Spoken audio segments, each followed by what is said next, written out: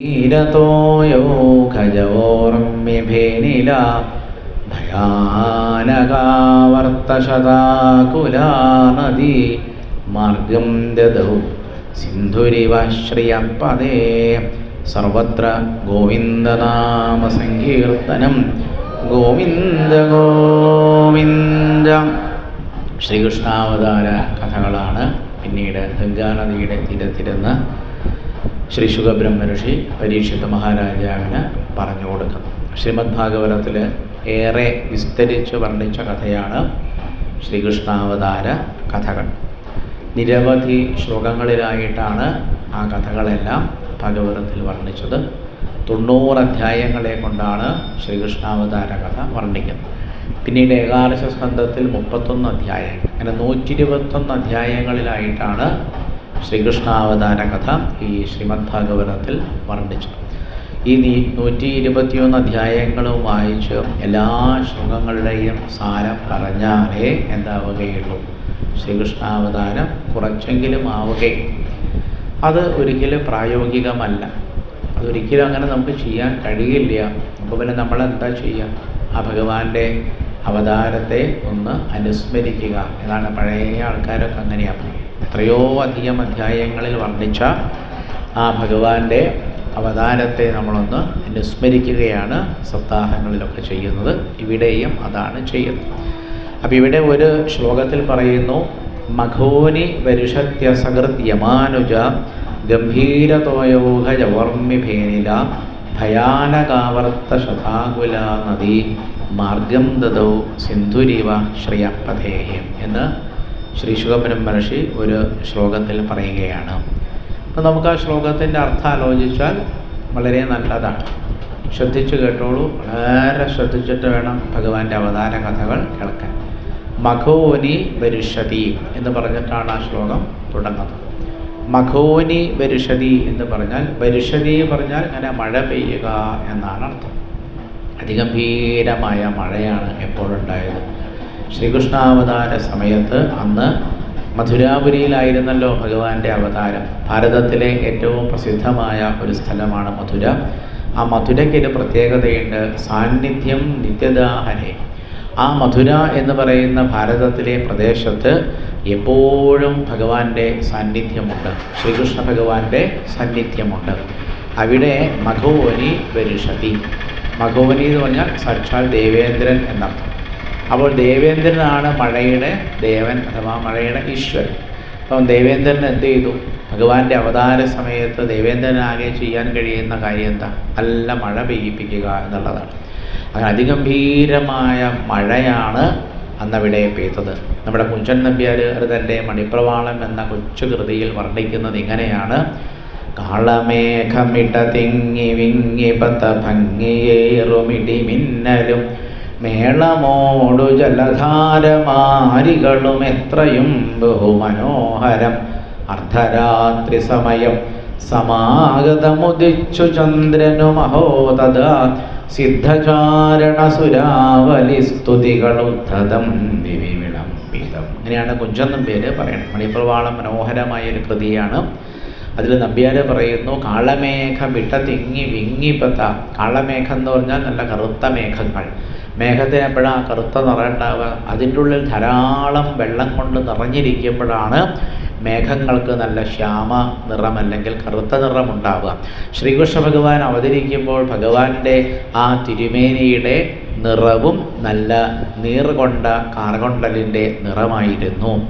അപ്പം അങ്ങനെ പ്രകൃതി മുഴുവനും ഭഗവാന്റെ അവതാരത്തിന് വേണ്ടി തയ്യാറായി. മഴ എന്നൊന്നും പറഞ്ഞാൽ പോലും കോരിച്ചൊരിയുന്ന മഴയായിരുന്നു. ചിങ്ങമാസത്തിൽ അഷ്ടമിയും രോഹിണിയും കൂടി ചേർന്ന ഒരു ശുഭമുഹൂർത്തത്തിലായിരുന്നു ഭഗവാന്റെ അവതാരം.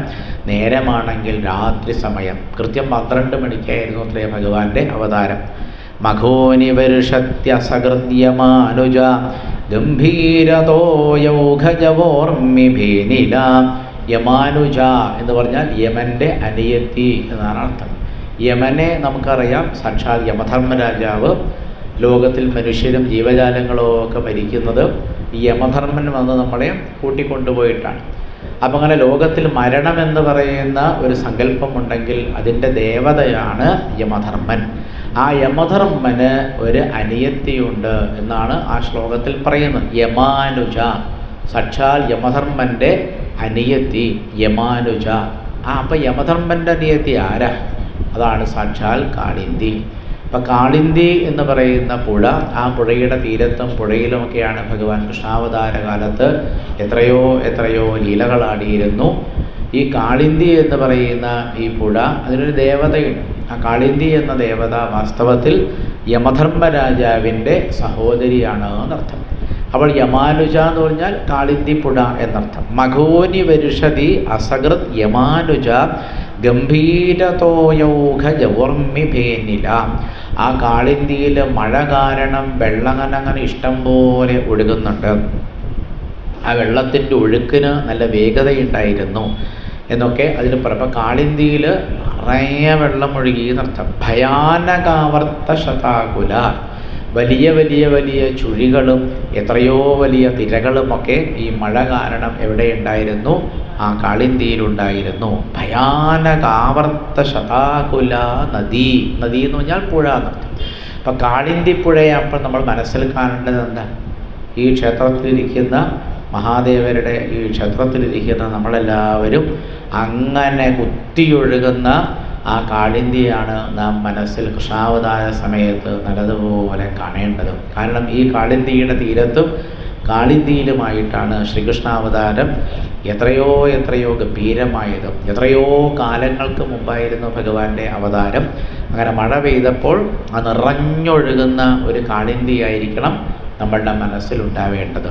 എന്നിട്ടോ ഭയാനകാവർത്ത ശതാകുലാ നദി മാർഗം ദദോ സിന്ധുരിവാശ്രയ പതേഹേ.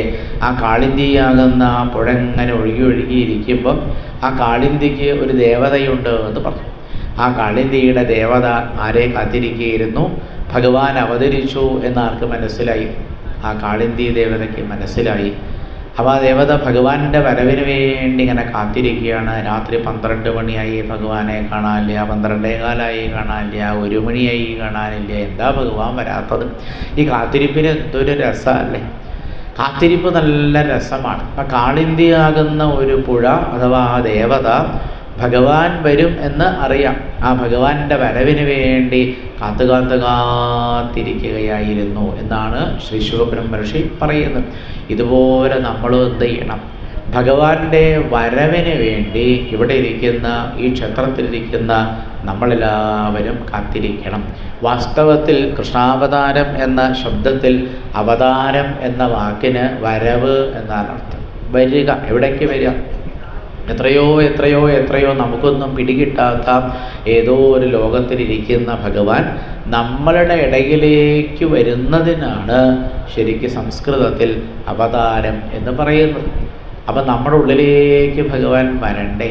വേണം. അതിനാണല്ലോ നമ്മൾ ഇത്രയും വലിയ പന്തലൊക്കെ ഉണ്ടാക്കി ഇത്രയേറെ പണം ചെലവഴിച്ച് ഇത്രയേറെ ഗംഭീരമായിട്ട് നമ്മൾ സപ്താഹം നടക്കുന്നത് അഥവാ നടത്തുന്നത്. നമ്മളുടെ ഹൃദയമാകുന്ന ഈ ഒരു പുഴയിലേക്ക് ആര് വരണം? ഭഗവാൻ. അപ്പം നമ്മൾ കാത്തിരിക്കണം. ശ്രീമദ് ഭാഗവതത്തിൽ പലയിടത്തും പറയും, ഒരു മനുഷ്യന് ജീവിതത്തിൽ ഉണ്ടാവേണ്ട ഏറ്റവും വലിയ ഗുണമാണ് ദിദൃക്ഷ എന്ന് പറയും. ഇവിടെ ഇരിക്കുന്ന ശ്രോതാക്കളായ നിങ്ങൾക്കൊക്കെ അതുണ്ട് എന്നാണ് ഞാൻ പ്രതീക്ഷിക്കുന്നത്. കഴിഞ്ഞ കുറേ ദിവസമായി നിങ്ങൾക്കത് ഉണ്ടാവാൻ വേണ്ടി എന്നെക്കൊണ്ട് പറ്റുന്ന രീതിയിലൊക്കെ ഞാൻ പരിശ്രമിക്കുന്നു.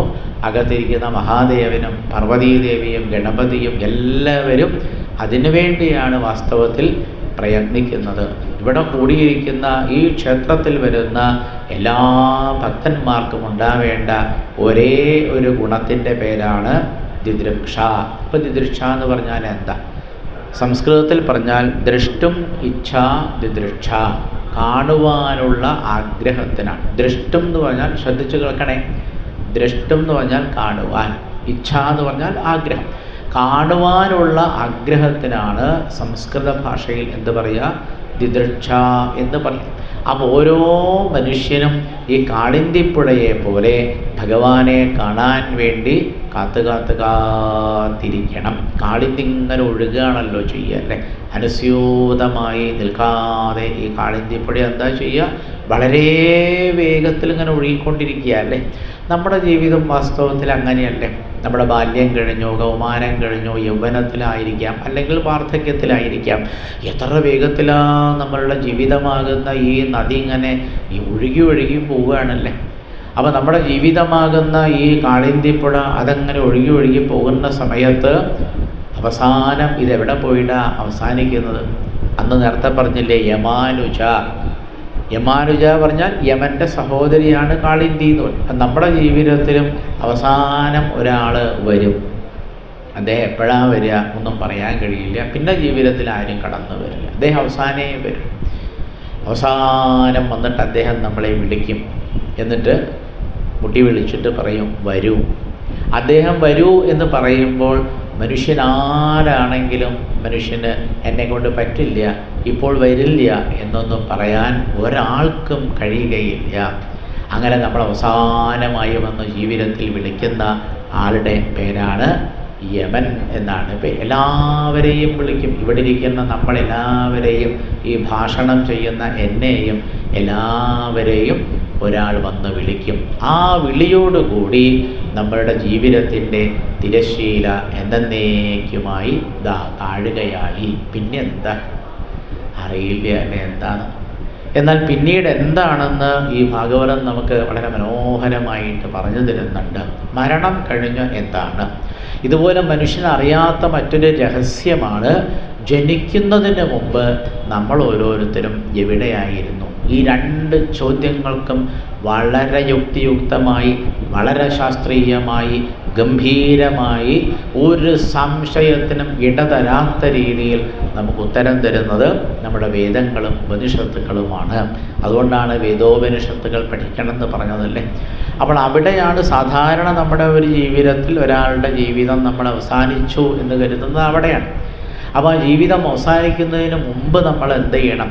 വളരെ ചെറിയ കുഞ്ഞായിരിക്കുമ്പോൾ തന്നെ ആ കുഞ്ഞിൻ്റെ മനസ്സിൽ നമ്മൾ ഈ ദിദൃക്ഷ എന്ന് പറയുന്നൊരു ഗുണമുണ്ടാക്കി കൊടുക്കണം. അപ്പം എനിക്ക് ഈ ജന്മത്തിൽ എപ്പോഴാണ് ജന്മം കഴിയാമെന്ന് പറയാൻ പറ്റില്ല. ഈ ജന്മത്തിൽ തന്നെ എനിക്ക് ആരെ കാണണം? സാക്ഷാൽ ശ്രീകൃഷ്ണ ഭഗവാനെ കാണണം എന്നുള്ള ഒരു ദിദൃക്ഷയുണ്ടാവണം. അതാണ് കാളിന്തിയിൽ ധാരാളം വെള്ളമുണ്ടായിരുന്നെന്നും ആ കാളിന്തി ഭഗവാനെ കാത്തിങ്ങനെ ഇരിക്കണം. ആ കാത്തിരിപ്പ് നമ്മുടെ ജീവിതത്തിലും വേണം. ഓരോ ദിവസം രാത്രി നമ്മൾ ഭഗവാനെ കാണാൻ വേണ്ടി കാത്തിരിക്കണം. നേരെ 10 മണി 11 മണിക്കേ കടന്നുറങ്ങുമല്ലോ. അപ്പോൾ നമ്മൾ ഭഗവാനോട് പറയണം, ഭഗവാനെ എൻ്റെ ജീവിതത്തിലെ ഇന്നത്തെ ദിവസം ഏകദേശം കഴിയാറായി, ഇത്രയും നേരം ഞാൻ ആരെയും കണ്ടിട്ടില്ല. ഭഗവാനെ കാണാൻ എന്തൊരു ഭംഗിയല്ലേ. നല്ലൊരു പുല്ലാങ്കുഴൽ ഭഗവാൻ കയ്യിലെടുക്കും. 2 പാദങ്ങളും ഒന്നിങ്ങനെ പിണച്ചു വയ്ക്കും. എന്നിട്ട് ഭഗവാൻ ആ പുല്ലാങ്കുഴൽ കയ്യിലെടുത്ത് ബാഹുദ്വന്ദ്വേനരഗ്നോജ്വലവലയഭൃത ശോണപാണിപ്രവാളേനോപാത്താം വേണുനാളീം പ്രസൃതനഖമയൂഖാംഗുലീ സംഘശാരാം കൃത്വാ വക്രാരവിന്ദേ സുമധുരവികസദ്രാഗമുദ്ഭാവ്യമാനൈഃ ശബ്ദബ്രഹ്മാമൃതൈസ്ത്വം ശിശിരിതഭുവനൈഃ സിഞ്ചമേ കർണവീഥിം. മേൽപ്പത്തൊരു ഗുരുവായൂരപ്പനോട് അങ്ങനെയാണ് പ്രാർത്ഥിച്ചത്. വേണുഗോപാലമൂർത്തിയായ ഭഗവാനെ എൻ്റെ ഉള്ളിൽ പ്രത്യക്ഷപ്പെട്ട് അങ്ങയെ എനിക്ക് കാണാൻ സാധിക്കണമെന്നൊരു ദിദൃക്ഷ ആർക്കുണ്ടായിരുന്നു? നമ്മുടെ കേരളീയനായ മേൽപ്പത്തൂർ നാരായണ ഭട്ടതിരിക്ക് ഉണ്ടായിരുന്നു. അത് ഭഗവാനോട് നിരന്തരം പ്രാർത്ഥിച്ചപ്പോൾ 27ാമത്തെ വയസ്സിലാണ് ഭട്ടബാദര് ആരെ പ്രത്യക്ഷമായിട്ട് കാണുന്നത്? സാക്ഷാൽ ഗുരുവായൂരപ്പനെ പ്രത്യക്ഷമായിട്ട് കണ്ടത് 27ാമത്തെ വയസ്സിലാണ്. നമ്മുടെ നാട്ടിൽ, ഈ കൊച്ചു കേരളത്തിൽ, കൃത്യമായി പറഞ്ഞ മലപ്പുറം ജില്ലയിൽ ജീവിച്ചിരുന്ന ഒരാൾ കുറച്ച് കൊല്ലങ്ങൾക്ക് മുമ്പാണ്, അധികമൊന്നും ആയിട്ടില്ല, ഏകദേശം ഒരു 400 കൊല്ലങ്ങൾക്ക് മുമ്പാണല്ലോ മേൽപ്പത്തൂരിലൂടെ ജീവിച്ച്. മലപ്പുറം ജില്ലയിലായിരുന്നു. ആ സ്ഥലമൊക്കെ നിങ്ങൾക്ക് പോയി കാണാം. ഞാൻ ഈ കാര്യം നിങ്ങളോട് പറയുന്നത്, ഒരു 400 കൊല്ലം മുമ്പ് നമ്മുടെ കൂടെ ജീവിച്ചിരുന്ന ഒരു സാധാരണക്കാരനായിരുന്ന ഒരു ഭട്ടബാദർക്ക് 27ാമത്തെ വയസ്സിൽ വാതരോഗം വന്ന് ഗുരുവായൂർ അമ്പലത്തിൽ ചെന്ന് എനിക്ക് ഈ പ്രതിമ കണ്ടാൽ പോരാ, അവിടെ പ്രതിമയുണ്ട്, എനിക്ക് പ്രതിമയുടെ രൂപത്തിലുള്ള ഭഗവാൻ എനിക്ക് കാണണ്ട, പിന്നെ എനിക്ക് സാക്ഷാൽ ഭഗവാനെ തന്നെ കാണണം കാണണം കാണണം എന്നുള്ള ദിദൃക്ഷയുണ്ടായപ്പോൾ ഭഗവാനെ ശരിക്കും കാണാൻ കഴിഞ്ഞു. വില്ലുമംഗലം നമ്മുടെ നാട്ടിലല്ലേ ജീവിച്ചിരുന്നല്ലേ. അദ്ദേഹത്തിൻ്റെ ജീവിതകാലമൊക്കെ ശരിക്കും പറഞ്ഞാൽ വളരെ മോശമായിരുന്നു. അങ്ങനെ വളരെ മോശമായൊരു ജീവിതമായിരുന്നു അദ്ദേഹത്തിന്. ആദ്യകാലത്ത് ഒരു സ്ത്രീയാണ് അദ്ദേഹത്തിൻ്റെ ജീവിതത്തിൽ വഴിത്തിരിവായത്. ആ വഴിത്തിരി വന്നതോടുകൂടി പിന്നെ അദ്ദേഹം തൻ്റെ ജീവിതം മുഴുവനും ഭഗവാനെ കാണാൻ വേണ്ടി മാറ്റിവെച്ചപ്പോൾ ദിദൃക്ഷയുണ്ടായപ്പോൾ ആ സ്വാമിയാർക്കും ആരെയും കാണാൻ പറ്റി? ഭഗവാനെ കാണാൻ പറ്റി. കുറൂരമ്മ നമ്മുടെ നാട്ടിലാണ് ജീവിച്ചിരുന്നത്. നമ്മുടെ നാട്ടിൽ വളരെ ചെറുപ്പത്തിൽ തന്നെ വിധവയായി പോയ ഒരു സ്ത്രീയായിരുന്നു ആ അമ്മ. ആ അമ്മയ്ക്ക് മനസ്സിൽ ദിദൃക്ഷയുണ്ടായി, എനിക്ക് ഭഗവാനെ കാണണം കാണണം കാണണം. അപ്പോൾ ഒരാൾ വന്ന് പറഞ്ഞു, ഞാനൊരു മന്ത്രം പറഞ്ഞു തരാം, ഇതങ്ങോട്ട് ജപിച്ചോളാൻ പറഞ്ഞു.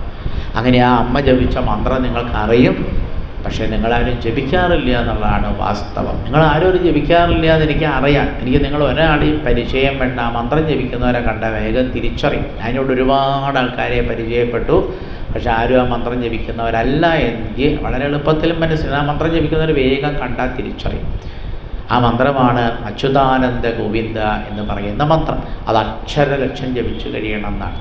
അത് അക്ഷരലക്ഷം ജപിക്കാൻ ആർക്ക് കഴിഞ്ഞു? ആ അമ്മയ്ക്ക് കഴിഞ്ഞു. എന്നിട്ടാണ് ആ അമ്മ ആരെ കണ്ടു? സാക്ഷാൽ ഭഗവാനെ ദിദൃക്ഷയുണ്ടായതുകൊണ്ട് കണ്ടു. ഇപ്പം ഞാൻ മൂന്നാൾക്കാരുടെ ഉദാഹരണം പറഞ്ഞു അല്ലേ. ഇവരൊക്കെ നമ്മുടെ നാട്ടിൽ ജീവിച്ചിരുന്ന സാധാരണക്കാരിൽ സാധാരണക്കാരായ ആൾക്കാരായിരുന്നു. അവർക്കൊക്കെ ഭഗവാനെ കാണാൻ പറ്റിയത് ഈ കാത്തിരിപ്പ് കൊണ്ടും എനിക്ക് എന്തായാലും ഭഗവാനെ കാണണമെന്നുള്ള ഒരഭിനിവേശം കൊണ്ടും മാത്രമാണ്. എങ്കിൽ ഈ സപ്താഹപ്പന്തലിൽ ഇരുന്നിട്ട് നമുക്കത് ഉണ്ടാവണ്ടേ? അതാണ് നമ്മൾ കാളിന്തിയെ പോലെ ആയിത്തീരണം എന്ന് പറഞ്ഞു.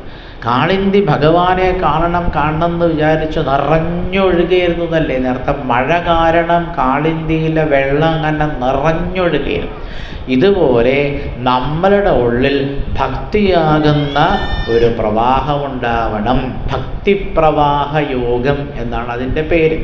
അപ്പോൾ നമ്മുടെ ഉള്ളിൽ ശ്രീകൃഷ്ണപാദങ്ങളിലുള്ള ഭക്തി പ്രവാഹമാകുന്ന ഒരു യോഗം ഉണ്ടാവണമെങ്കിൽ 24 മണിക്കൂറും നമ്മൾ ആരെ സ്മരിക്കണം? ഭഗവാനെ സ്മരിക്കണം. ഈ ഭഗവാൻ ഭഗവാൻ എന്ന് മാത്രം പറഞ്ഞതുകൊണ്ടായില്ല. അത് നമ്മൾ വളരെ കൃത്യമായിട്ട് തന്നെ മനസ്സിലാക്കണം. ശ്രീകൃഷ്ണ ഭഗവാനെ തന്നെ നമ്മൾ മനസ്സിൽ സ്മരിക്കണം. ഹൃദയ ഭഗവാൻ എന്ന് പറഞ്ഞുകൊണ്ട് കാര്യമില്ല. അങ്ങനെ ആ ഭഗവാന്റെ ഏതെങ്കിലും ഒരു രൂപം, ഭാഗവതം പറയും ഇരിക്കുന്നതോ കിടക്കുന്നതോ നിൽക്കുന്നതോ ഉടക്കുഴൽ വിളിക്കുന്നതോ, നിങ്ങൾക്ക് ഏത് രൂപമാണോ ഇഷ്ടപ്പെട്ടത് ആ ഭഗവാന്റെ ഏതെങ്കിലും ഒരു രൂപത്തെ നിങ്ങൾ ഇന്ന് തന്നെ ഉറപ്പിക്കുക. ഇതുവരെ ഉറപ്പിച്ചിട്ടില്ലെങ്കിൽ ഇന്നെങ്കിലും ഉറപ്പിക്കുക. ഇന്ന് കൃഷ്ണാവതാര ദിവസമല്ലേ. മുട്ടുകുത്തുന്നത് കൃഷ്ണനാണോ ആയിക്കോട്ടെ. അതല്ല അമ്മ ഒരലിൻ്റെ മുകളിൽ കെട്ടിയിട്ട് ഒരല് വലിക്കണ കൃഷ്ണൻ മാറ്റരുത്. 2 മാസം ഒരല് വലിക്കണം കൃഷ്ണൻ, പിന്നെ സന്താന ഗോപാലം, പിന്നെ അങ്ങനെ മാറ്റിക്കളിക്കരുത്. അത് നിങ്ങൾ ഇന്ന് തന്നെ തീരുമാനിക്കുക. ഇന്ന് തീരുമാനിക്കാൻ പറ്റില്ലെങ്കിൽ കുറച്ച് ദിവസം എടുത്തിട്ട് തീരുമാനിച്ചോളൂ, എനിക്ക് ഏത് കൃഷ്ണനെയാണ് ഇഷ്ടം. കൃഷ്ണനൊരു കോടിക്കണക്കിന് രൂപങ്ങളുണ്ടല്ലേ. അപ്പം നിങ്ങൾക്ക് ഏത് ഭഗവാനെയാണോ ഇഷ്ടം ആ ഇഷ്ടമുള്ള ഭഗവാന്റെ രൂപത്തെ നിങ്ങൾ ഉറപ്പിക്കുകയാണ് ഇതിലൊന്നാമത്തെ ഘട്ടം. അതിവിടെ ആരും ചെയ്തിട്ടുണ്ടാവില്ല എന്നാണ് എനിക്ക് തോന്നുന്നത്. അത് ചെയ്യും. അതാണ് നിങ്ങൾ ഉറപ്പിച്ചാൽ പിന്നെ മാറ്റരുത്. മുട്ടുകുത്തുന്ന കൃഷ്ണനാണെങ്കിൽ മുട്ടുകുത്തുന്ന കൃഷ്ണൻ, ഗീതോപദേശമാണെങ്കിൽ ആ കൃഷ്ണൻ, കുചേലൻ്റെ അടുത്തിരിക്കുന്ന കൃഷ്ണൻ ആ കൃഷ്ണൻ, ഏത് കൃഷ്ണൻ്റെ കാളിയമർദ്ദനാണെങ്കിൽ കാളിയമർദ്ദൻ. നിങ്ങൾക്കൊരു തീരുമാനിക്കാം. അങ്ങനെ ഒരു തീരുമാനം നിങ്ങളുടെ ഉള്ളെന്ന് കഴിയുന്നത്ര വേഗം ഉണ്ടാക്കുക. എന്നിട്ട് ആ ഭഗവാനെ എല്ലാ ദിവസവും നിങ്ങൾ കാണണം കാണണം കാണണം കാണണം എന്ന് വിചാരിച്ച് നിങ്ങൾ തല തല്ലി കരയണം. ഈ ലോകത്തിലുള്ള നിസ്സാരമായ കാര്യങ്ങൾക്ക് വേണ്ടി നിങ്ങൾ ഓടി നടക്കുന്നത് കൊണ്ട് വാസ്തവത്തിൽ നിങ്ങൾ ജീവിതം നശിപ്പിക്കുക എന്നല്ലാതെ ഒന്നും കിട്ടാൻ പോകണില്ല. നിങ്ങൾക്ക് മനസ്സിലായിട്ടില്ല അല്ലേ? നമ്മളുടെ മുൻപുണ്ടായിരുന്ന എത്രയോ എത്രയോ എത്രയോ ആൾക്കാർ ജീവിച്ച് എന്തെല്ലാമോ ചെയ്ത് എല്ലാവരും ഇനി മണ്ണിൽ കിടന്നുറങ്ങുകയാണ്. നമ്മുടെ കാലിൻ്റെ അടിയിലെ മണ്ണിൽ എത്ര കോടി കണക്കും മനുഷ്യനാ ചത്ത് കിടക്കണതില്ലേ. കുറച്ച് കഴിഞ്ഞാൽ നമ്മൾ ആ മണ്ണിൻ്റെ അടിയിലേക്കല്ലേ പോണത്. പിന്നെന്താ കിട്ടാൻ പോണൊന്നും കിട്ടാൻ പോണില്ല. അതുകൊണ്ട് വേദങ്ങൾ പറയുന്നു, ജീവിക്കുന്നത് നിസ്സാരമായ കാര്യങ്ങൾക്ക് വേണ്ടി ആവരുത്. ഈശ്വര സാക്ഷാത്കാരത്തിന് വേണ്ടി ആയിരിക്കണം നമ്മുടെ ജീവിതം. ആ കാളിന്തി ഇങ്ങനെ കത്തുകാത്തിരിക്കുമ്പോൾ പെട്ടെന്നൊരു പ്രകാശം കണ്ടു ദൂരെ നിന്ന്. ഗംഭീരമായ വരവ. ആരുടെ വരവ? ഭഗവാൻ എഴുന്നള്ളി വരുന്ന പറയാ അല്ലേ? അതാണ് ഒരു ഭക്തൻ ഗുരുവായൂരപ്പനോട് പ്രാർത്ഥിച്ച മനോഹരമായ ഒരു കവിതയുണ്ട്. മരണകാലത്തിലടിയങ്ങൾ മുന്നിൽ ഗുരുവായൂരപ്പ എഴുന്നള്ളേണമേ. ഹരേ നാരായണ ഹരേ നാരായണ ഹരേ നാരായണ ഹരേ നാരായണ. എപ്പോഴെങ്കിലും ഭഗവാനെ എൻ്റെ ജീവിതത്തിൽ എഴുന്നള്ളി വരണേ എന്നാണ് നമ്മൾ ആരോട് പ്രാർത്ഥിക്കേണ്ടത്? ഭഗവാനോട് പ്രാർത്ഥിക്കേണ്ടത്. ഞാൻ ഗുരുവായൂരമ്പലത്തിൽ പോകുമ്പോൾ എനിക്ക് ഏറ്റവും ഇഷ്ടം രാത്രി ഏകദേശം ഒരു 10 മണിയൊക്കെ ആവാറാകുമ്പോൾ അവിടെ ഒരു എഴുന്നള്ളിപ്പുണ്ടല്ലേ. 2-3 ആനകളുടെ പുറത്ത് ആലവട്ടം വെഞ്ചാമരം ഒക്കെ ആയിട്ട് ആനപ്പുറത്ത് കുറേ പേരുണ്ടാവും. എന്നൊരു ഭഗവാന്റെ ഒരു എഴുന്നള്ളത്തുണ്ട്. ധാരാളം പേര് വിളക്ക് പിടിക്കും. അതിമനോഹരമായ പല പല വ്യത്യസ്തമായ രാഗങ്ങളിൽ അവർ നന്നായിട്ട് വാദ്യവിശേഷങ്ങളൊക്കെ ചെയ്യും. ധാരാളം പേര് വാദ്യവിശേഷങ്ങളോട് ഭക്തന്മാരൊക്കെ എല്ലാവരും ഭഗവാന്റെ നാമം ജപിച്ച് ഭഗവാന്റെ ഒരു എഴുന്നള്ളത്തുണ്ടല്ലേ. എനിക്ക് ഗുരുവായൂർ പോയാൽ ഏറ്റവും ഇഷ്ടം അത് കാണാനാണ്. കണ്ണുങ്ങനെ നിറഞ്ഞൊഴുകും. എത്ര തവണ ഭഗവാനെ നമുക്ക് ദൂരെ നിന്ന് നമസ്കരിച്ചാലും മതി വരില്ല. ഇപ്പം അടുത്ത ദിവസം ഗുരുവായൂർ പോയപ്പോഴും അത് കണ്ടിട്ടാണ് ഞാനിങ്ങോട്ട് മടങ്ങിപ്പോണത്. ഇതിനാണ് എഴുന്നള്ളുക എന്ന് പറയും. അതുകൊണ്ട് ഞാൻ നിങ്ങളോട് പറയുന്നു, ഉറപ്പിച്ച് പറയുന്നു, നിങ്ങളുടെ മുന്നിലേക്കും ഭഗവാൻ ഇങ്ങനെ വരും. ഭഗവാൻ വരുമ്പോൾ ഒറ്റയ്ക്ക് വരില്ലാത്ത അപ്പോൾ കാളിന്തി നോക്കിയ സമയത്ത് നല്ലൊരു പ്രകാശം കണ്ടു അല്ലേ? എന്ത് പ്രകാശമാണ് കണ്ടത്? സാക്ഷാൽ ആദിശേഷൻ, 1000 ഫണങ്ങളുള്ള ആദിശേഷൻ തൻ്റെ എല്ലാ ഫണങ്ങളും വിടർത്തിങ്ങനെ തൻ്റെ അടുത്തേക്ക് വരുന്നത് ആര് കണ്ടു? കാളിന്തിയുടെ ദേവത. കാളിന്തിക്കൊരു ദേവതയുണ്ട്. ആ ദേവതയെ പറ്റിയാണ് പറയുന്നത്. 1000 ഫണങ്ങളുള്ള ആദിശേഷനെ കാണാൻ എന്തൊരു ഭംഗിയായിരിക്കുമല്ലേ. രാത്രി ഏകദേശം 2:30 മണി സമയമായിട്ടുണ്ട്. അർദ്ധരാത്രിക്കാണല്ലോ ഭഗവാൻ അവതരിച്ചതല്ലേ. ഒരു 2:30 മണിയാവുമ്പോഴാണ് അവിടുന്ന് ഒരു പ്രകാശം അങ്ങനെ കാണുന്നുണ്ട്. ഈ ആദിശേഷൻ്റെ ഓരോ ഫണത്തിലും എന്തുണ്ട്? വിശേഷപ്പെട്ട രത്നങ്ങളുണ്ട്. ആ രത്നങ്ങളിൽ നിന്നാണ് പ്രകാശം കാണുന്നത്. ആകാശത്തിൽ ചന്ദ്രൻ, അമ്പിളിമാമൻ നല്ലതുപോലെ പ്രകാശിക്കുന്നുണ്ട്. അന്ന് അഷ്ടമിയാണെങ്കിലും പൗർണമി ചന്ദ്രനെ പോലെയാണ് അത്ര ആകാശത്താര് നിൽക്കുന്നത്, അമ്പിളിമാമൻ നിൽക്കുന്നത്. കാളിന്തി അതും കണ്ടു. ഒരുപാട് നക്ഷത്രങ്ങൾ ആകാശത്തിലുണ്ട്. എന്നിട്ട് ആ ആദിശേഷൻ കുട പിടിച്ചതുപോലെ ആരുടെ പിന്നാലെ നടക്കുന്നുണ്ട്? വസുദേവരുടെ പിന്നാലെ നടക്കുന്നത് ആര് കണ്ടു? കാളിന്തിയുടെ ദേവത കണ്ടു. അവങ്ങനെ നടന്നിങ്ങനെ വരികയാണ് ആര്? വസുദേവൻ. വസുദേവരുടെ കയ്യിലേക്ക് നോക്കിയപ്പോൾ ആ വസുദേവരുടെ കയ്യിൽ ഇങ്ങനെ അങ്ങോട്ട് നോക്കിക്കോളും. വസുദേവർ കൈ ഇങ്ങനെ പിടിച്ചിരിക്കുകയാണ്. ആ കയ്യിലാണ് ആരിരിക്കണത്? അവതരിച്ച സാക്ഷാൽ ശ്രീകൃഷ്ണ ഭഗവാൻ. എവിടെയാണ്? വസുദേവർ. ഇപ്പം നമ്മൾ സാധാരണ നമ്മുടെ നാട്ടിലൊക്കെ കുഞ്ഞുങ്ങളെ എങ്ങനെയാണ് പിടിക്കും? ഒരു കുഞ്ഞുണ്ടായാൽ ആ കുഞ്ഞിനെ അമ്മയാണെങ്കിലും അച്ഛനിങ്ങനെ ചേർത്ത് പിടിക്കില്ലേ? അങ്ങനെ മാറോട് ചേർത്ത് പിടിച്ചിട്ടുണ്ട് ആര്? വസുദേവൻ. അപ്പോൾ വലിയ സന്തോഷമായി. കാരണം ഈ കാളിന്തിയുടെ ദേവത ആരെ കാണാനാണ് കാത്തിരിക്കുന്നത്? അവതരിച്ച ഭഗവാനെ കാണാൻ വേണ്ടി എത്രയോ നേരമായി കാത്തിരിക്കുകയാണ്. അതാണ് ആ ശ്ലോകത്തിൽ പറഞ്ഞത്. നേരത്തെ നമ്മളൊരു ശ്ലോകം ചൊല്ലിയില്ലേ? ഒന്നുകൂടി ആ ശ്ലോകം ചൊല്ലി നോക്കാം. മഘോനി വരുഷത്യസകൃത്യമാനുജ ഗംഭീരതോയോ ഖജവോർമിഭേനില ഭയാനകാവർത്തശതാകുലാ നദി. വെള്ളം കന്ന കുത്തിയൊഴുകയാണ് കാളിന്തിയിൽ. എന്തൊരു വീതിയല്ലേ കാളിന്തിക്ക്. നമ്മുടെ ഈ ക്ഷേത്രത്തിൻ്റെ ആ ഭക്ഷണശാലയുടെ അവിടുന്ന് ഇങ്ങനെ തുടങ്ങി ഈ ക്ഷേത്രത്തിൻ്റെ ഈ ഭാഗത്ത് ഇവിടെ കുറച്ച് അങ്ങാടിയൊക്കെ ഉണ്ടല്ലേ. ഇതുവരെ നമ്മൾ അവിടുന്ന് ഇങ്ങോട്ട് സഞ്ചരിച്ചാൽ കാളിന്തിയുടെ വീതിയുടെ ഏകദേശം ഒരു 1/4 ആവുള്ളൂ. എൻ്റെ ഗുരുവായൂരപ്പ. അപ്പം കാളിന്തിയുടെ മുഴുവൻ ഭാഗമാവണമെങ്കിൽ കാളിന്തിക്ക് എത്ര വീതിയുണ്ടല്ലേ. ഇന്നത്തെ കാളിന്തി ആയിരുന്നില്ലേ അന്നത്തെ കാളിന്തി. ഇന്ന് നിങ്ങൾക്ക് ഡൽഹിയിൽ പോയാൽ കാളിന്തി കാണാം. പക്ഷെ ഇന്ന് കുറേ നഷ്ടപ്പെട്ടു പോയി. അത്രയും വീതിയുള്ള കാളിന്തിയിലാണ് വെള്ളം കണ്ട എന്ത് വേഗത്തിലാണ് ഒഴുക്കണതല്ലേ. ആ കാളിന്തിയുടെ ദേവത ദൂരെ നിന്ന് ആരെ കണ്ടു? ഭഗവാനെ കണ്ടു. ഇതൊരു ഭംഗിയാ ഭഗവാനെ കാണാൻ. പക്ഷേ ഭഗവാനെ പൂർണ്ണമായിട്ട് ആർക്ക് കാണാൻ പറ്റിയില്ല? ആ കാളിന്തി ദേവതയ്ക്ക് കാണാൻ പറ്റിയില്ല. എന്താ കാരണം? വസുദേവരുടെ കയ്യിലെ വിരലുകളെ കൊണ്ടും ഈ കൈത്തണ്ട കൊണ്ടുമൊക്കെ ആ ഉണ്ണി ഇങ്ങനെ മറഞ്ഞിരിക്കുകയാണ്. അതുകൊണ്ട് ഉണ്ണിയെ പൂർണ്ണമായിട്ട് കാണാൻ ആർക്ക് പറ്റിയില്ല? കാളിന്തിക്ക് പറ്റില്ല. കയ്യിലാണ് എടുത്തിരിക്കുന്നത്. തൻ്റെ കൈകളിലാണ് സാക്ഷാൽ ഭഗവാനെ. ചെറിയ ഉണ്ണിയാണ്, ഉണ്ടായിട്ട് ഇത്തിരി നേരം ആയിട്ടേ ഉള്ളൂ. അപ്പോൾ ഭഗവാൻ എങ്ങനെ നോക്കി നിന്നപ്പോൾ ഭഗവാന്റെ അംഗോപാംഗങ്ങളിൽ ചിലതൊക്കെ അങ്ങനെ ആർക്ക് കാണാൻ പറ്റി? ആ കാളിന്തിയുടെ ദേവതയ്ക്ക് കാണാൻ പറ്റി. ധ്യാനത്തിൽ അങ്ങനെയാണോ? ഭഗവാനെ ധ്യാനിക്കുമ്പോൾ ഒന്നുകിൽ ഭഗവാന്റെ പാദം ധ്യാനിക്കുക, അല്ലെങ്കിൽ ഭഗവാന്റെ കണ്ണ് ധ്യാനിക്കുക, അതല്ലേ ഭഗവാന്റെ പുഞ്ചിരി ധ്യാനിക്കുക. നിങ്ങളിതൊക്കെ ചെയ്യുന്നുണ്ടെന്ന് ഞാൻ വിചാരിക്കും. ഏതെങ്കിലും ഒന്നും തന്നെ ധ്യാനിക്കണതാണ്. അപ്പോൾ ഭഗവാൻ ഇങ്ങനെ അടുത്തേക്ക് ഇങ്ങനെ എത്തിയ സമയത്ത് ആ ദേവത ഒന്നുകൂടി ആരെയെ നോക്കി? ഭഗവാനെ നോക്കിയപ്പോൾ അടുത്തേക്ക് ഇങ്ങനെ വരുമ്പോഴാണല്ലോ ആ കാഴ്ച കൂടുതൽ വ്യക്തമാവും. മഴ എന്ന് പറഞ്ഞാൽ പോരൊരു അമ്മാതിരി മഴയാണ്. ഇടിവെട്ടുന്ന ശബ്ദം കേൾക്കാനുണ്ട് അല്ലേ. അപ്പോൾ വാസ്തവത്തിൽ ഇതൊരു എഴുന്നള്ളത്തല്ലേ. മാത്രമല്ല ഭഗവാൻ അങ്ങനെ എഴുന്നള്ളി ഇങ്ങനെ വരുന്ന സമയത്ത് ഭഗവാന്റെ എഴുന്നള്ളത്തി രാത്രി കാണാൻ വേണ്ടി ആകാശവീതിയിൽ എത്ര പേരാന്നറിയും.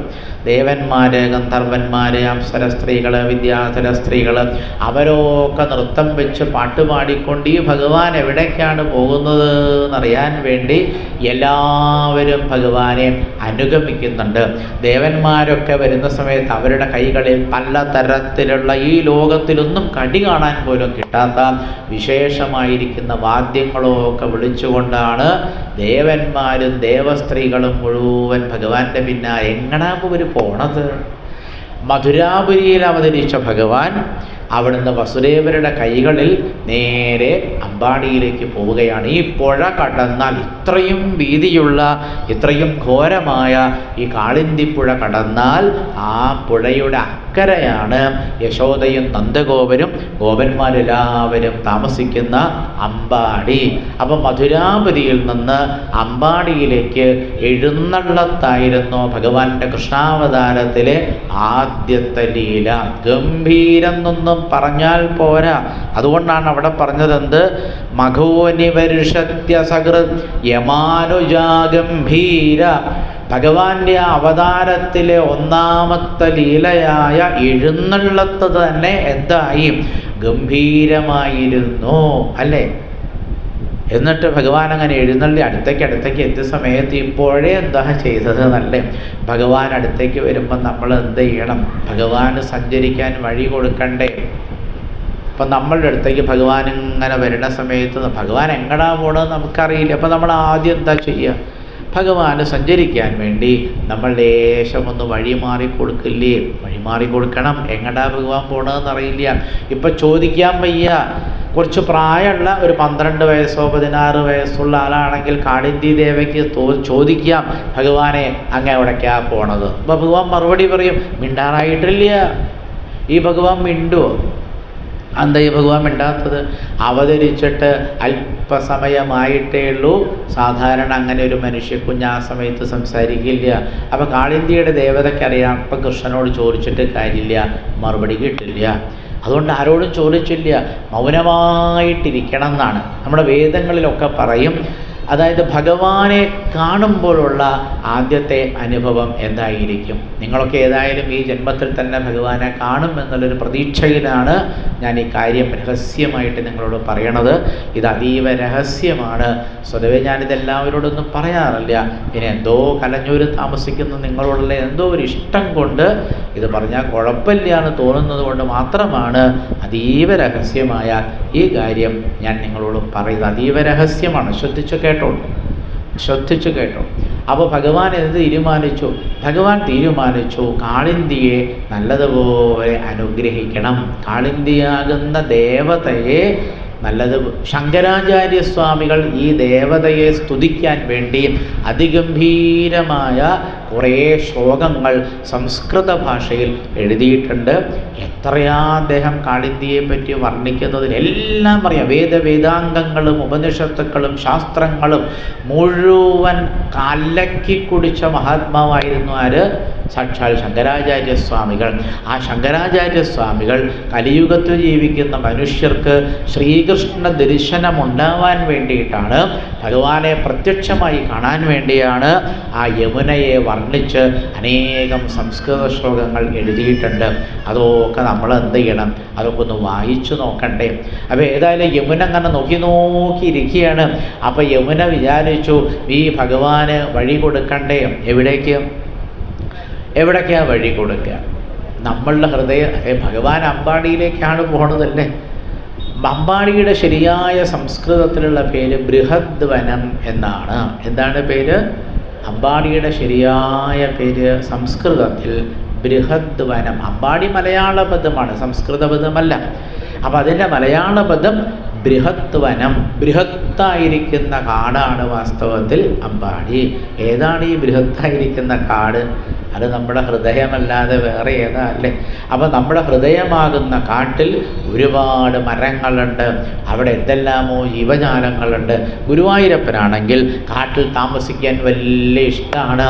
അത് ശ്രീരാമനാണെങ്കിലും ശ്രീകൃഷ്ണനാണെങ്കിലും കാട് എന്ന് പറഞ്ഞാൽ ഇവർക്ക് എന്തൊരു ഇഷ്ടമാണെന്നറിയോ? അപ്പം മനുഷ്യൻ്റെ ഹൃദയമാകുന്ന കാട്ടിലേക്ക് ഭഗവാൻ തീർച്ചയായിട്ടും വരല്ലേ. അപ്പം യമുന എന്ത് ചെയ്തു? യമുന പറഞ്ഞു, എൻ്റെ ഹൃദയമാകുന്ന വനത്തിലേക്ക് ഭഗവാനെ അങ്ങയ്ക്ക് സ്വാഗതം. ഞാൻ ശ്ലോകം ഒന്നുകൂടി വായിച്ചു നോക്കൂ. മഘോനിവരുഷത്യസഗത് യമാനുജാഗംഭീരതോയോഗ ജവോർമിഭേനില ഭയാനകാവർത്ത ശതാകുലാ നദി മാർഗം ദദോ സിന്ധുരിവ ശ്രിയപദേ. തൻ്റെ ഹൃദയമാണ് വാസ്തവത്തിൽ ആരൊരുക്കിക്കൊടുത്തത്? യമുനാദേവി ഒരുക്കിക്കൊടുത്തത്. രണ്ട് ഭാഗത്തേക്കും വഴിമാറി നിന്നു അല്ലേ? നമ്പ്യാർ പറയുന്നുണ്ട്, ഓളങ്ങൾ തള്ളിപ്പൊളിനം പിളർക്കും കാണിന്തി തന്നിൽ കവിയുന്ന വെള്ളം ചീളെന്നു ശൗരിക്കുതതാ കണങ്കാലോളം കവിഞ്ഞീല ഭവൽ പ്രസാദാൽ. വസുദേവർക്ക് ഈ പുഴ രണ്ട് ഭാഗത്തേക്ക് വഴിമാറിക്കൊടുത്തപ്പോൾ വസുദേവർക്ക് ഉണ്ണിയെയും കൊണ്ട് ഇത്രയും വീതിയുള്ള യമുനയിൽ സുഖമായി നടന്നു പോകാൻ പറ്റി. നടന്നിട്ടാണ് അദ്ദേഹം അക്കരയ്ക്ക് പോണത്. കാലിൻ്റെ നെരിയാണി പോലും നനയാൻ വെള്ളം എവിടെ ഇല്ലായിരുന്നു? യമുനയിലില്ലായിരുന്നു. എന്തൊരു അത്ഭുതം അല്ലേ? ഇതെങ്ങനെയാണ് ഈ പുഴ രണ്ട് ഭാഗത്തേക്ക് വഴിമാറിക്കൊടുത്തത് എന്ന് ലോകത്തിലെ ഏറ്റവും വലിയ അത്ഭുതം. എന്നിട്ട് മെല്ലെ മെല്ലെ നടന്ന് വരുമ്പോൾ യമുനാ നദി എന്ത് ചെയ്തു? ഭഗവാന്റെ രണ്ട് പാദങ്ങൾ ഇങ്ങനെ പുറത്തേക്ക് തൂങ്ങി നിൽക്കേണ്ടത്. ഈ അച്ഛൻ ഉണ്ണി ഇങ്ങനെ എടുത്തതാണ്. അല്ലാണ്ട് നിങ്ങൾ ഈ സീരിയലിൽ കാണുന്ന പോലെ കൊട്ടയിലൊന്നും അല്ല കേട്ടോ കൃഷ്ണൻ എടുത്തത്. അവർക്ക് വിവരം ഇല്ലാഞ്ഞിട്ടാണ്. ഇങ്ങനെയാണ് പിടിച്ചത്. ഇങ്ങനെ കയ്യിൽ പിടിച്ചപ്പോൾ രണ്ട് പാദങ്ങളും ഇങ്ങനെ തൂങ്ങിക്കിടക്കേണ്ടത്. അപ്പോൾ ഇടയ്ക്കിടയ്ക്ക് ഇങ്ങനെ വസുദേവൻ ആ തൂങ്ങിക്കിടക്കുന്ന പാദം നേരെ പിടിക്കുക. അച്ഛനല്ലേ, അമ്മയ്ക്കല്ലേ കൂടുതൽ പരിചയം ഉണ്ടാവുക. മാത്രമല്ല അങ്ങനെ ഉണ്ണിയെടുത്ത് പരിചയമൊന്നുമില്ല വസുദേവർക്ക്. അപ്പോൾ കാളിന്തിയുടെ ദേവത എങ്ങോട്ടാണ് നോക്കിയത്? ഇതൊരു ഭംഗിയാ കാണാനല്ലേ.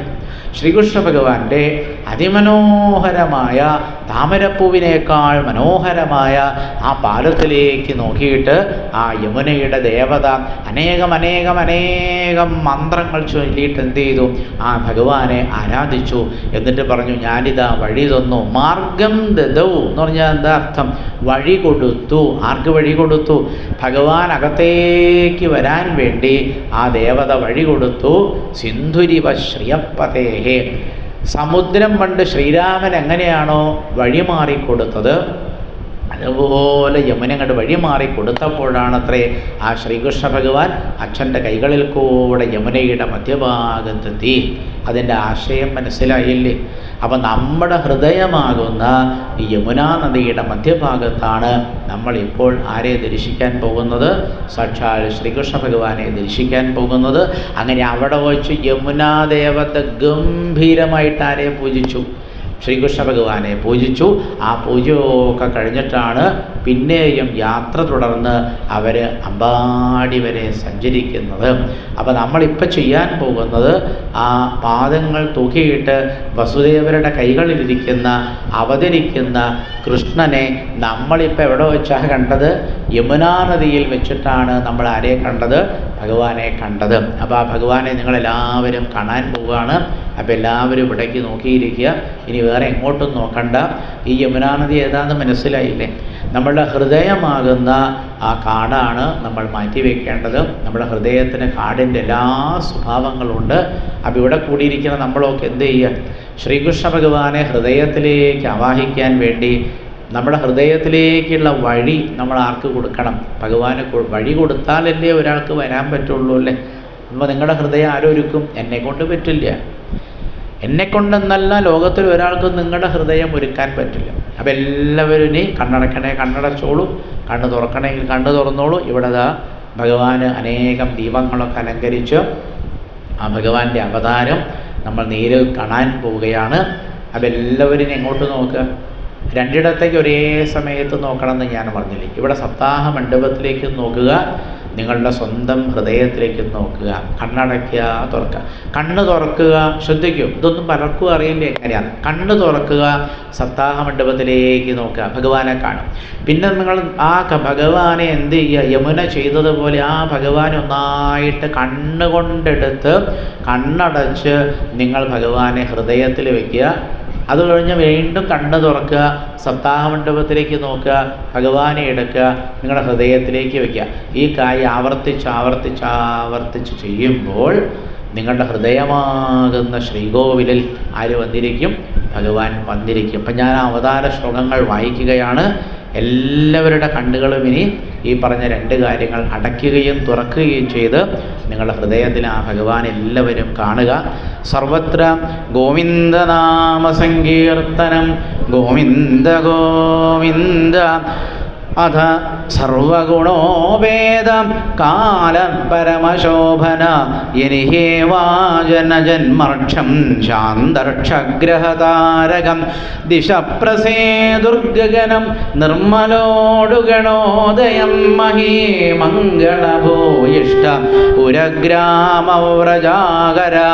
നദ്യപ്രസന്നസലില പ്രജാജലരുഹശ്രിയ ദ്വിജാളികുലസന്നാദ स्तवगावनराजय ववो वायुस्सुखस्पर्शं पुण्यगन्धवः शुचि अग्नयश्च द्विजादीनां शान्तास्तत्र समिन्धत मनांस्यासन् प्रसन्नानि साधूनामसुरद्रुहां जायमाने जने तस्मिन्ने दुर्दुन्दुभयो दिवि जगुकिन्नरगन्धर्वास्तुष्टुः सिद्धचारणा विद्याधर्यश्च नृदुरप्सरोभिः समं ददा मुमुजुर्मुनयो देवा सुमनांसि मुदान्विता मन्दं मन्दं जलधरा जगर्जुरनुसागरं निशीदेदमुद्भूते जायमाने जनार्दने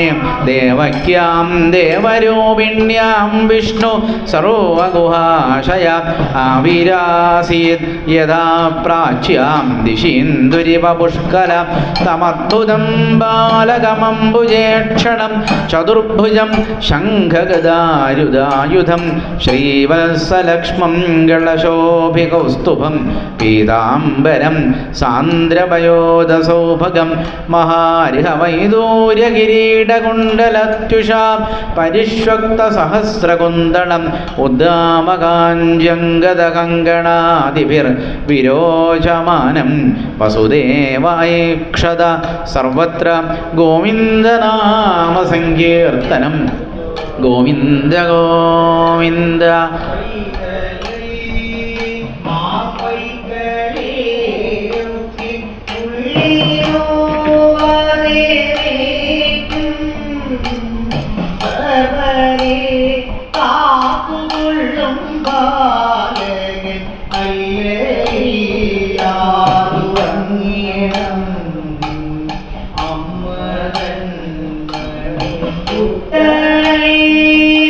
I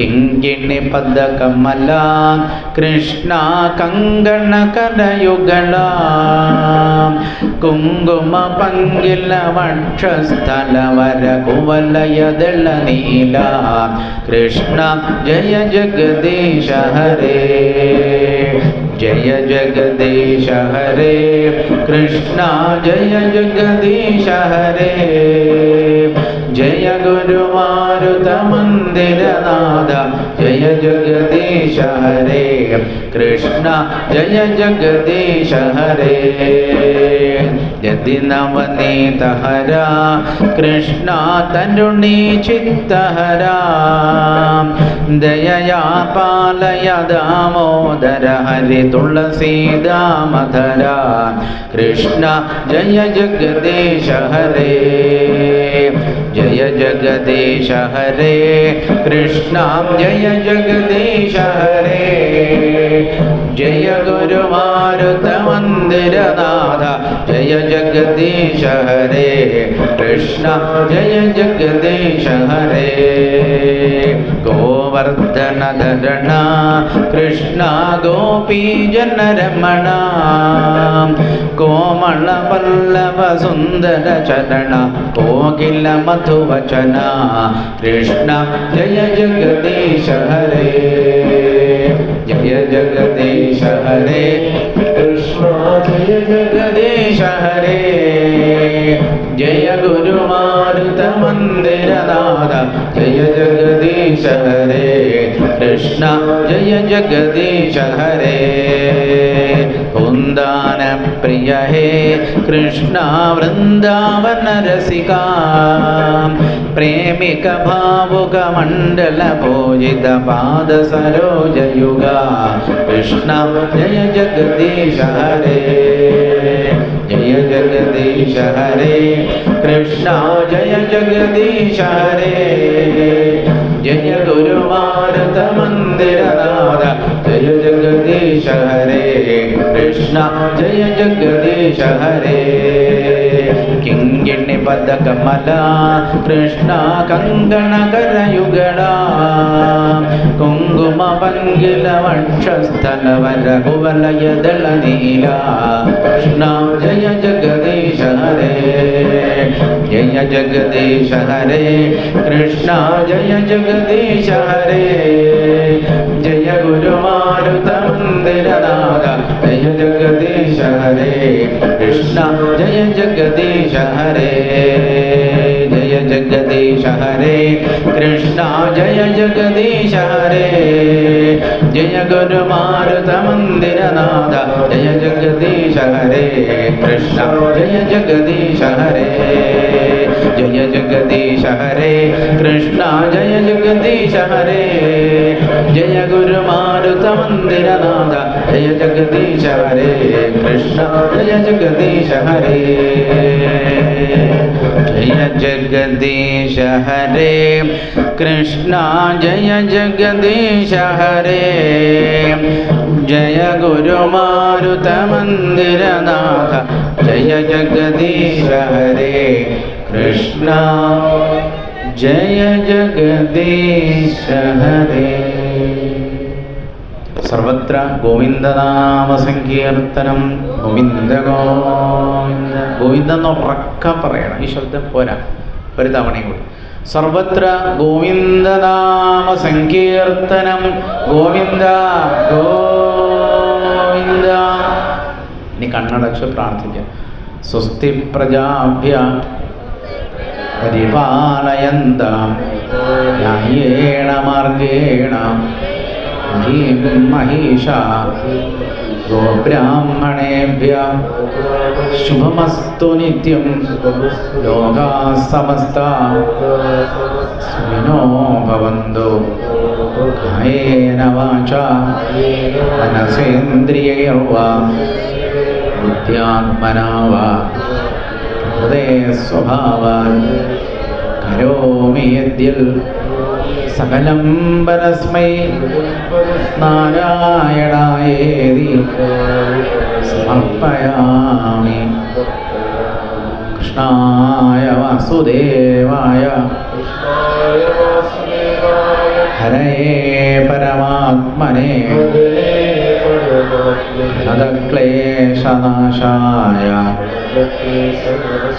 ഗോവിന്ദായ നമോ നമഃ.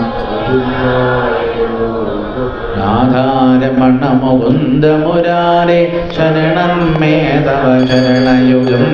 പവനപുരേശ രാധാകൃഷ്ണ ശരണം മേ തവ ശരണയുഗം. കാളി മഹേശ്വരി പാർവതി ശങ്കർ ശരണം മേ തവ ശരണയുഗം. സാംബ സദാശിവ ശംഭോ ശങ്കർ ശരണം മേ തവ ശരണയുഗം. രാധാരമണ മുകുന്ദ മുരാരേ ശരണം മേ തവ ശരണയുഗം. പവനപുരേശ രാധാകൃഷ്ണ ശരണം മേ തവ ശരണയുഗം. ദേവി മഹേശ്വരി പാർവതി ശങ്കരി ശരണം മേ തവ ശരണയുഗം. രാധാരമണ മുകുന്ദ മുരാരേ ശരണം മേ തവ ശരണയുഗം. ശരണം മേ തവ ശരണയുഗം. ശരണം മേ തവ ശരണയുഗം.